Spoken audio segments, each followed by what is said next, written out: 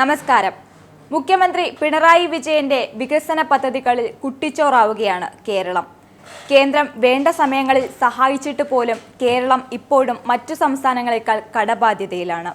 സർക്കാരിന്റെ അനിയന്ത്രിത ചെലവുകളാണ് കേരളം കടബാധ്യതയിലാവാനുള്ള പ്രധാന കാരണം. ഇത് ഒന്നുകൂടി വ്യക്തമായിരിക്കുകയാണ് ഇപ്പോൾ. സംസ്ഥാനങ്ങളുടെ ധനസ്ഥിതി അടിസ്ഥാനപ്പെടുത്തി നീതി ആയോഗ് നടത്തിയ പഠനത്തിൽ കേരളത്തിന്റെ സ്ഥാനം വളരെ താഴെയാണ്. 18 പ്രമുഖ സംസ്ഥാനങ്ങളിൽ 15ാമതാണ് കേരളം.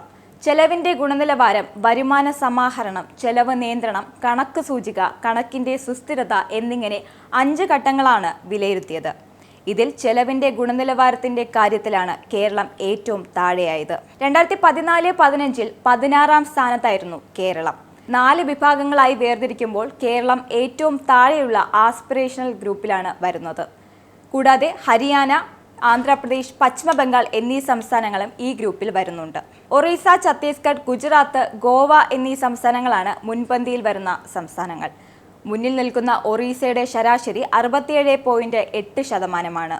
എന്നാൽ കേരളത്തിൻ്റേത് 25.4%. ശമ്പളം, പെൻഷൻ, പലിശ എന്നീ ഒഴിവാക്കാൻ കഴിയാത്ത ചെലവുകൾ മൊത്തം ചെലവിൻ്റെ 69.9%. വികസന ചെലവ് 8.8%. മറ്റ് സംസ്ഥാനങ്ങളുടെ വികസന ചെലവ് നോക്കിയാൽ അത് 15.2%. കേരളത്തിൻ്റെ ആരോഗ്യ കുടുംബ ചെലവ് നോക്കിയാൽ അത് 6.6%. മറ്റ് സംസ്ഥാനങ്ങളുടെ ആരോഗ്യ കുടുംബ ചെലവ് നോക്കിയാൽ അത് 5.6%. കേരളത്തിൻ്റെ വിദ്യാഭ്യാസ ചെലവ് 14%. എന്നാൽ മറ്റു സംസ്ഥാനങ്ങളുടെ വിദ്യാഭ്യാസ ചെലവെടുത്താൽ അത് 14.6%. 2018-19 സംസ്ഥാനത്തിന്റെ മൊത്തം കടബാധ്യതകളുടെ ശരാശരി 30.7%. എന്നാൽ 2022-23 ശരാശരി ശതമാനം 37.6% വർദ്ധിച്ചു. ഇതെല്ലാം ഒന്നിനുമീതെ ഒന്നായി വർദ്ധിക്കുന്നത് വലിയ രീതിയിൽ സാമ്പത്തിക പ്രതിസന്ധിക്ക് കാരണമാക്കുന്നു. അതേസമയം 2016 ഒന്നാം പിണറായി സർക്കാർ അധികാരമേൽക്കുമ്പോൾ കേരളത്തിന്റെ കടം 1.62 ലക്ഷം കോടിയായിരുന്നു.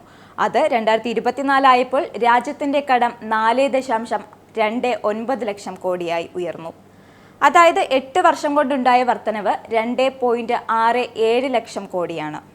അതേസമയം വരുന്ന മാർച്ച് ആകുമ്പോൾ അത് 4.71 ലക്ഷം കോടിയായി വീണ്ടും ഉയരും. ഈ വർഷത്തെ ബജറ്റ് അനുസരിച്ച് സംസ്ഥാനത്തിന്റെ പൊതുകടം സംസ്ഥാനം ഉൽപ്പാദിപ്പിക്കുന്ന മൊത്തം ആഭ്യന്തര ഉൽപ്പാദനത്തിന്റെ 34%. കിഫ്ബിയും പെൻഷൻ കമ്പനികളും എടുത്ത വായ്പകൾ കൂടി ചേർക്കുമ്പോൾ ഇത് 3 മുതൽ 4% വരെ വീണ്ടും വർദ്ധിക്കാൻ ഇടയുണ്ട്. ഓരോ വർഷവും സംസ്ഥാനം അടയ്ക്കേണ്ട കടം 70,000 കോടി മുതൽ 80,000 കോടി വരെയാണ്. എന്നാൽ ഇതിനു പുറമെ പൊതുവിപണിയിൽ നിന്ന് 3,000 കോടി വായ്പ എടുക്കാൻ പോവുകയാണ് സംസ്ഥാന സർക്കാർ. കടപത്രം വഴിയാണ് 3,000 കോടി സമാഹരിക്കുന്നത്. മാസാദ്യ ചെലവുകൾക്ക് പണം കണ്ടെത്താനാണ് വായ്പ എടുക്കുന്നത് എന്നാണ് വരുന്ന പുതിയ റിപ്പോർട്ടുകൾ.